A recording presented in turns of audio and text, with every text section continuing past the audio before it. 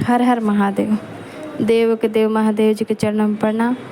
गौरी गणेश के चरणों में प्रणाम। मेरे प्रणाम स्वीकार कीजिए। सभी गुरु भैया और दीदी के मैं प्रणाम करती हूँ, मेरे प्रणाम स्वीकार कीजिए।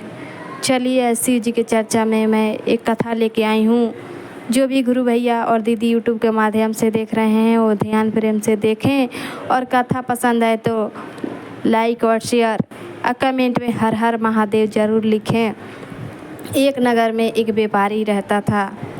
अपन व्यापारी करता था दिन भर, और भगवान भोलेनाथ की रोज़ प्रार्थना करता था कि अच्छे व्यापारी मेरे चले। एक लड़की थी, उनके घर में शादी करने के लिए पैसा इकट्ठा कर रहा था, लेकिन रात में डाकू आते थे। रात में जो भी पैसा दिन भर कमाता था वो छीन के लेके चले जाते थे। ऐसे करते थे व्यापारी। दिन भर व्यापारी करता था, रात में सोता नहीं था। जो भी पैसा व्यापारी करके मेहनत मजदूरी से लाता था वो रात में डाकुआ छीन के लेके चले जाते थे। इतना ही में भगवान भोलेनाथ से प्रार्थना कर रहा था। तभी भगवान भोलेनाथ कैलाश पर्वत पर बैठे थे और सुन लिए इसका प्रार्थना। तभी एक ब्राह्मण के रूप पकड़े और इनके घर पे दस्तक हो गए। दरवाज़ा खटखटाए और बोले कि मैं बड़ी दूर से आ रहा हूँ। तब तक व्यापारी दरवाज़ा खोला तो बोले भगवान भोलेनाथ कि मैं बहुत दूर से आ रहा हूँ।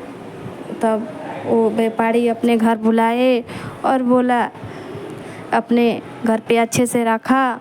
और भगवान भोलेनाथ के जो भी, वो तो संत के रूप में आए थे, जो भी खाना वाना बनाए थे सूखा सूखा व्यापारी, वही संत जी को खिलाए और खिला के अपने घर सुला लिए। जब आधी रात हुई तब तक संत जी के नींद खुली, तब तक शोरगुल होने लगा। तब तक मजदूर इधर व्यापारी भी उठ गया। व्यापारी अपनी जो भी कमाई रकम थी वो अपने पास में रखा और छटपटा रहा था, इधर उधर छुप रहा था। तभी संत जी की नज़र उन व्यापारी पर पड़ जाती है। तब बोले क्या बात है बेटा, तू इतना घबराया क्यों है?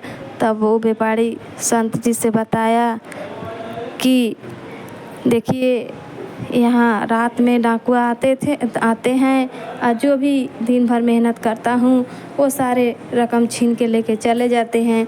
मेरे एक लड़की है, शादी करने के लिए पैसा इकट्ठा करता हूँ, लेकिन ये सब डाकुआ समझते नहीं। मेरे पैसा सारे कितना भी गिरगिराता हूँ, कितना भी कुछ भी बोल लो, बाकी वो नहीं सुनते हैं।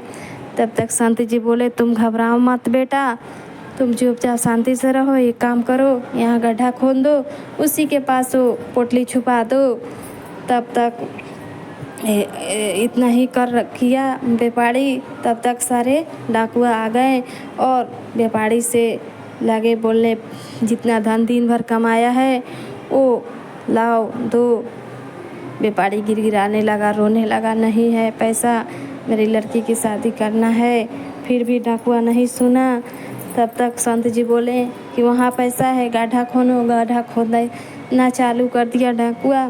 खोदते खोदते उसमें से क्या निकला, हड्डा पिन्नी निकला। तब तक उन लोग भाग गए। जब हड्डा पिन्नी निकलने लगा ना तो भाग गए डाकिया भाग गए। तब ये सब देख रहा था वो व्यापारी। देख के तभी संत जी सुबह हुआ तब बोले कि बेटा अब घबराना मत, तुम अच्छे से रहना।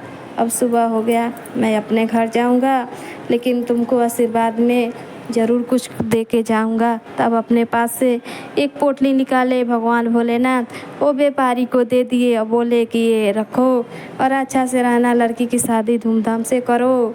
तब फिर संत जी अपने घर चले गए, अंतर ध्यान हो गए भगवान भोलेनाथ। तब वो पोटली खोला और उसमें देखा कि सोना चांदी सिक्के भरे पड़े हैं।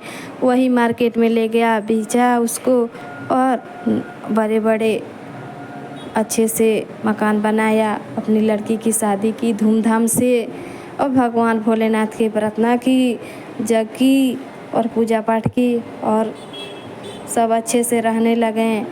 तब एक जैसे भगवान भोलेनाथ व्यापारी पर कृपा किए, दया किए, वैसे गुरु भैया और दीदी जो भी सुन रहे हैं, देख रहे हैं, सब पे दया कीजिए, सबकी दुख दूर कीजिए। हे भोलेनाथ, जिस सब पे कृपा बनाए रखें।